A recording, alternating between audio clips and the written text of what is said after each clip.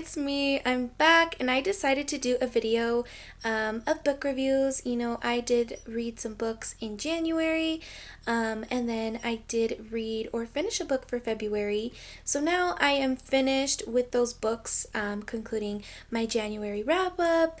And it's just, January was such a good month for me for reading. I felt like I was sprinting through books like crazy, and I just loved the amount or different genres that I read in January. So let's go ahead and get started with my January wrap up.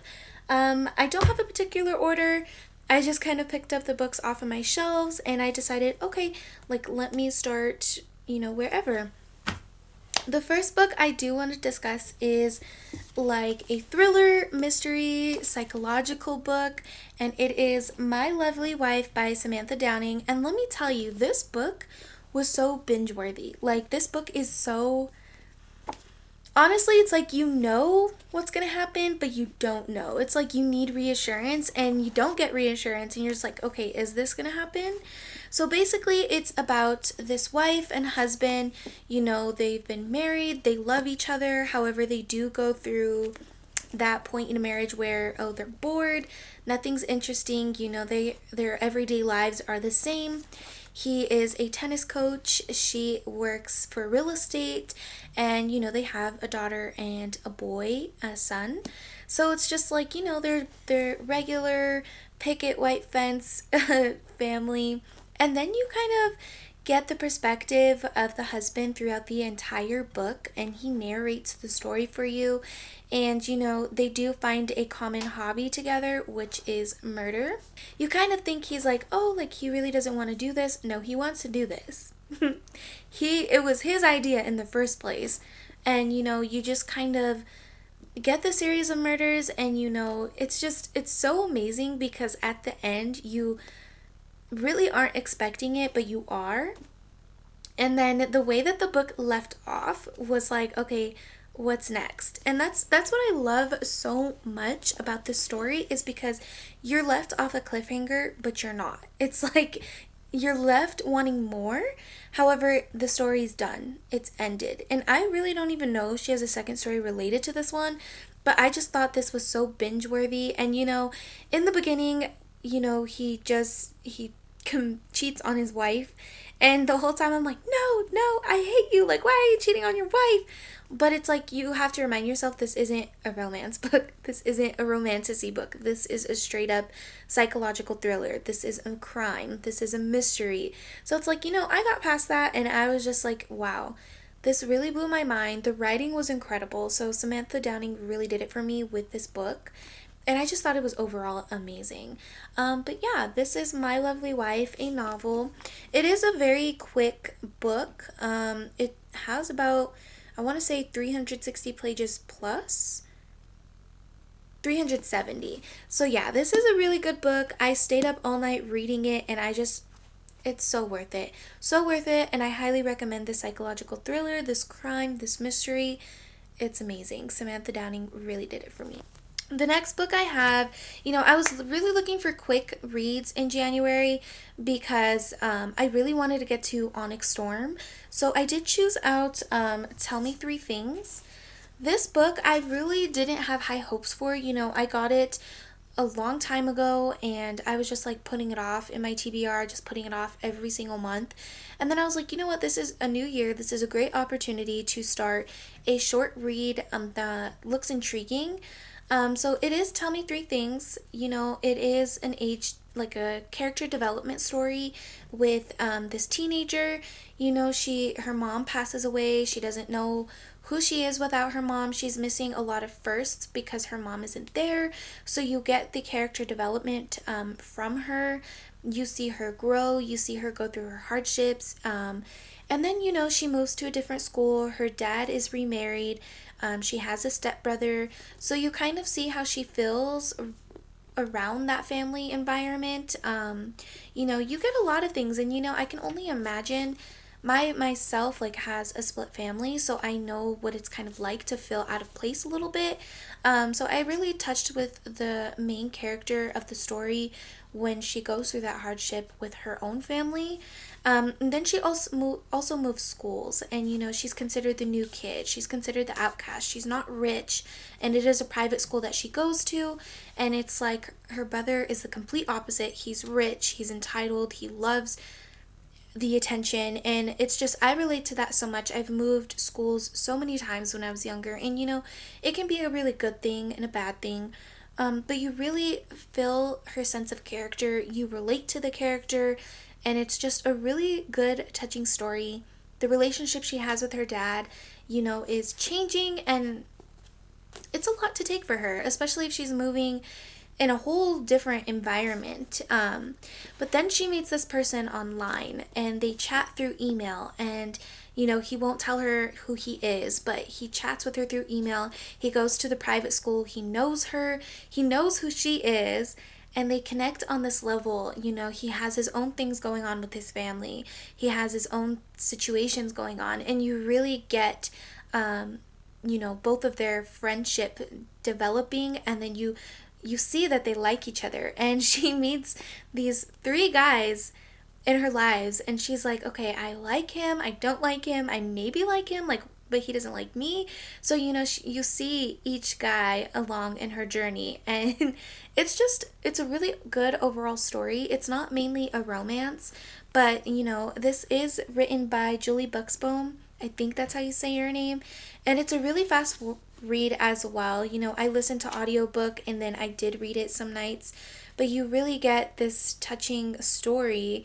And it is 300 pages. It's not that long, but it's just so touching. And I'm so glad I read it this January, because it was fast, it was a palate cleanser, and it really left me off of, I'm not the only one there. And that's really what Julie made me feel writing this story, is not feeling alone. And I really appreciated the FMC, the MMC, and just seeing her grow within her family and friendships at her new school.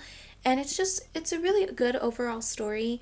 So I highly recommend this if you're wanting a quick read, if you're wanting to relate to a character, if you're wanting to cry a little bit.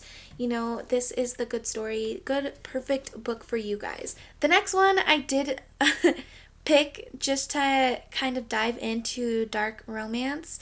This is a dark contemporary romance, and it was written by Sav Miller, and this is Promises and Pomegranates. This was another story I was putting off, but I was like, you know what, I need to get through books that are 300 pages at least, and this was one of them. And the cover is just so beautiful, like, that's pretty. So anyways, this is a dark contemporary romance. I think he's in the mafia. Anyways, I think it's like a billionaire mafia dark contemporary romance. But it has the Hades and Persephone. It's not a retelling, but it kind of relates to a Hades Persephone situation, or trope is I think what you call it. But you really go through the story of Elena, you go through Cal, and it is a forced marriage, so I just love that. Like, and the spy scenes in this really got to me. I enjoyed reading it. I would read it on work, lunch, break, nighttime, morning. I literally binged this book. But the way that it overtook my soul is so amazing. And, Cal is this not innocent, why did I even say that? But Cal is this, like, villain, and, he's portrayed as this villain. He's out for revenge. And Cal, she's, like, portrayed as this innocent daughter. And, it's just, like, it's amazing. And, she loves poetry, and he recites poetry to her. Like, when she's sleeping, I remember, like, there was one scene where she was sleeping on his chest, and he would read her poetry until she fell asleep. Like, who does that? Who does that?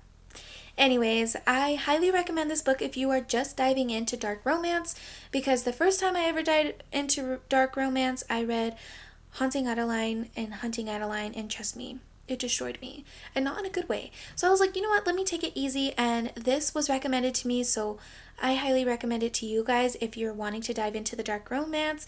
It's not too much and also not too little as well.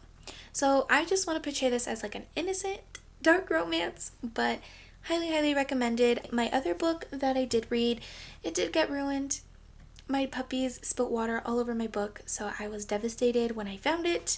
But that is the Hush Hush series. I did start the series, and at first I was really confused.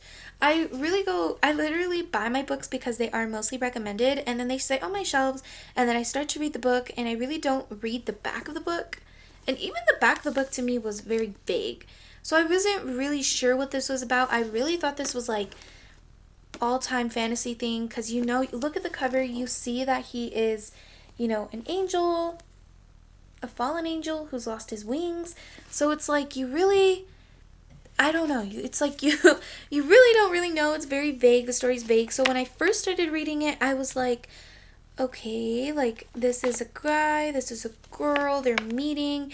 And right off the bat, it's like they don't have even good chemistry, but they can't leave each other alone either. And it does take place in school. I'm not even sure if it's high school or college. I really felt lost in the story because I was like, what is happening? And then all of a sudden you get hit with hints of being an archangel and a fallen angel. And I'm like, okay, like that's the cover. I get it. But what happens? Like, you really don't get much of what's going on other than what he is here for. And you really understand, okay, he's a fallen angel, something happened, he's trying to gain something, and now the FMC has entered the story, and all of a sudden he's protective of her. But he doesn't like her. But then they, their bodies like each other, but it's like it's really hard to tell, and I really think I need to read the second book to kind of get more from the story, and which makes sense because it is a series. So I think the first book is just written to just introduce the FMC and the MMC and kind of initiate what's going on in their world, and then maybe I can get more from the second book. I just felt like there could have been more within this book. I felt like it was too long for it to just be them off the bat meeting and not liking each other. I felt like there should have been more or either less, because it's like what I got didn't tell me a lot, but at the same time, if it was just going to be that, then it should have just been a shorter book, if that makes sense. But anyways, I'm just going to continue the story. This was one of the reads for January. I did like the whole fallen angel aspect. It does remind me a lot of Supernatural, and I just love Supernatural. And also the movie Legion. If you guys watch that movie, I like it. It was really a weird movie, but I liked it. And it reminded me a lot of that just because of the fallen angel aspect and then other angels coming down to the earth to kind of retrieve him. So it's just a whole situation. I need to read book 2 to understand what's going on. I just have not gotten to it. And then this was another book that was put on the shelf for so long, and then I was like, you know what? I need to read it. This is either going to be given away or I'm going to keep this book. And this book was overall 5 stars, possibly 6 stars. I don't even know. I just know I at least rated it 5 stars. And this is Better Than the Movies by Lynn Painter. You guys, this reminded me of that movie. I think it's 10 Things I Hate About You. And even every chapter even quotes a romance, cheesy rom-com movie quote. And I just loved that. I just loved it so much. Again, this is a story that does take place in high school. Her neighbor and her not big fans of each other. And, she has this crush. He's like, okay, I'll help you for your parking spot. And you kind of get more of how he feels about her at the ending and see how they, their chemistry builds. And I just love the whole enemies, fake dating, and then boom, falls in love. And you also get her story. She lost her mom, and her mom was a huge fan of rom-coms. So it's amazing. And I just really loved the story. It was cute. Lynn Painter did a perfect writing job with this story, this rom-com story. This was amazing. Like, I stayed up reading it. I giggled, I kicked, I screamed. It was so perfect. And I really wrapped up January with so much love. Like, I loved it so much. Just so much. And so you get Liz and Wes. Wes isn't boyfriend material, and she has this like image of what her mom would want her to have as a boyfriend, and she keeps that image in her head, and it's like she wants to be living up to her mom's expectations. And you see through also like her family too, you see how she feels within her family, because she also has a stepmom, and the stepmom's trying everything she can to be there for Liz, but you kind of see the stopping point for Liz, because it's like she doesn't want anybody to take her mom's place, and no one's going to take her place. And you also see the hardship she goes with her and her best friend as well. So this story was short, but you get so much out of it. You get love, you get heartbreak, you get character development, you get friendship, you get family stories, you get family love. It's just, you got so much out of it, and Lynn Painter did such a good job structuring all of those things into this 300-page book. And she did so perfect with the rom-com. Like, it was on point. Right enough humor, right enough love. It was just so fun. I loved it. I love Wes. And when I found out there was a second book to their story, and I found out what it was, I was like, no, I can't read it. I can't go through that. I can't cry like that. So I'm never going to read that book.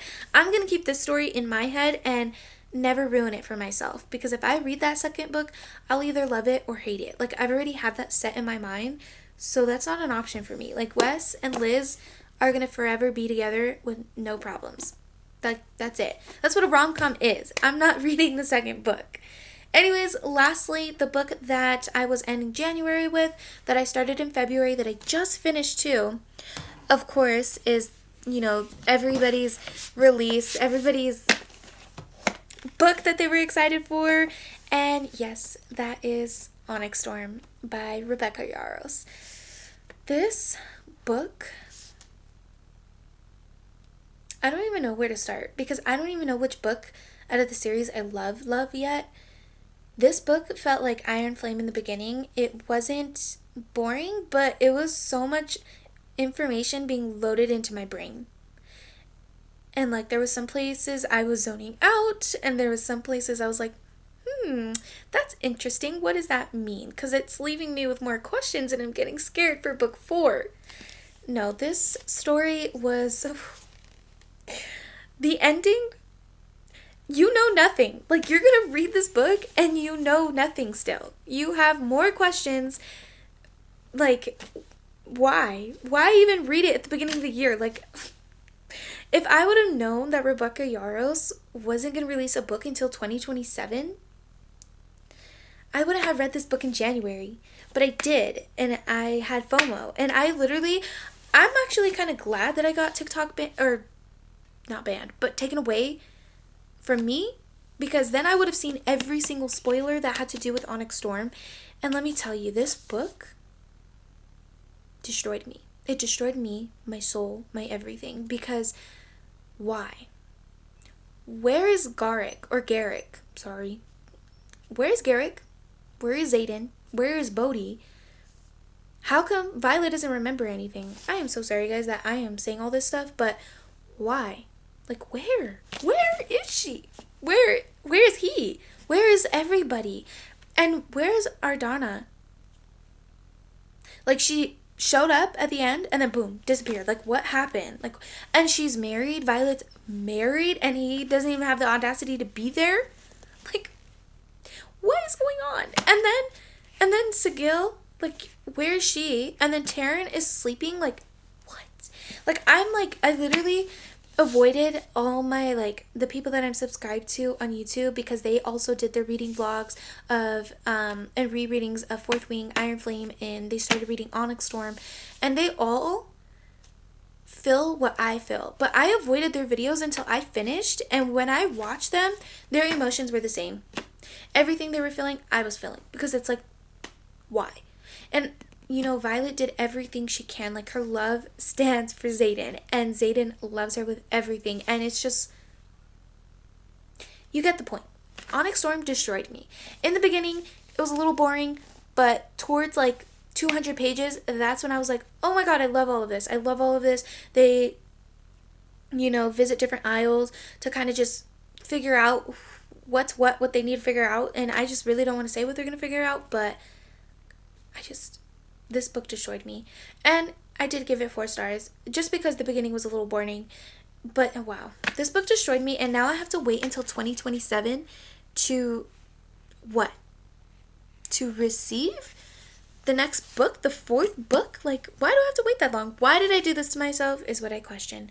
Anyways, literally, that is my January wrap up, guys. All these physical books, this is my January wrap up. Everything I've read physically, this is my wrap up. And let me tell you, it was a roller coaster. I feel like I read a few different things this month for January. Like, you know, I read Romantasy.